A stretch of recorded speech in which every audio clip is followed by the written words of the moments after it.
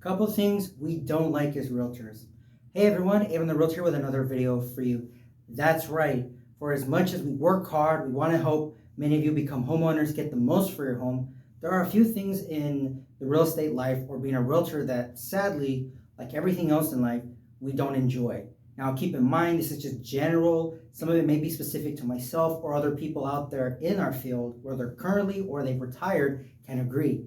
Now, this is also to educate people out there. This is not just myself or anyone else to vent or rant for the sake of doing so, because we do want to help you. Like every other career and every other profession, even the ones you enjoy, there are things about it that you don't enjoy or don't like at all.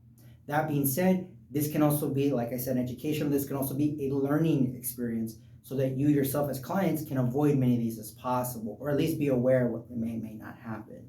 And that being said, one of the common things we don't like is not just miscommunication, no communication at all.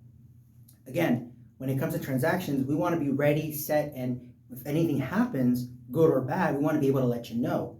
One of the things we don't like is when we're waiting for an answer from you without any kind of update. Kind of the things we're critique, we also can flip the script and say the same can apply to you. A lot of this is also miscommunication. If you're telling us one thing, we hear another, or vice versa, we're going to have a lot of confusion. So we want everyone out there, please be clear. Also, if you're not certain on something, let us know first. And if we have to keep repeating it more than 3 times, then we need to sit down and explain or go over what that you're not understanding or missing, or you don't want to agree to, despite us maybe going over in a different way. So that's one of them. Another one is bringing people that have nothing to do with this transaction at all involved. I've criticized this many times, and other people would agree. If your relative or your friend or family member is no way involved in the process at all, they're not giving you gift money, they're not helping you with the funds, they're not representing you in some cases, if they have nothing to do with anything, do not get them involved. This creates, like I said, a communication issue, or too many cooks in the kitchen to spoil the broth, meaning you have too many people that sometimes don't even have to make a decision that will never affect them involved.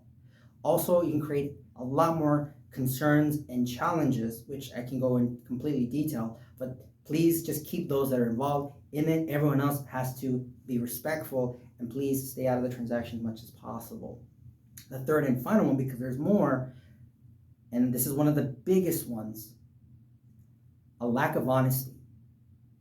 Sorry guys, for as much criticisms you give for us not being honest and being transparent, we can say the same to you. Real estate's like relationships. Doesn't mean nobody's perfect. However, if you're critiquing a realtor for the things he or she is doing or not doing, we have as much, and in some cases even more, say the same thing too. Remember, we represent you. We want to help you, and we really do care. However, if you're misleading us, not willing to be honest, or in some cases doing things that we've shared with you do not do, or without professionals, you're putting not just yourself at risk, which is already a danger in itself. Many cases, or even for some out there, you're putting us in the line of fire that we have to go with, or we may have to say, you know what, we cannot do this anymore. So please understand, a lot of the things that we're saying, we're not saying this to nitpick. We're saying this to educate you to realize that sometimes the challenges we have to face can be made worse by you. You don't like it when we do something completely irresponsible, we're asking the same of you. You don't like it when we don't communicate, we're asking the same of you. Like relationships, like trust, it has to be mutual. And if you are not willing to do that, then it's not the realtor that needs to take a step back, it is yourself. So something out there to name. There are a couple more. I may do a follow-up video on this. But remember, your real estate needs any time of the year, and when you're ready, willing, and able, call, text, email.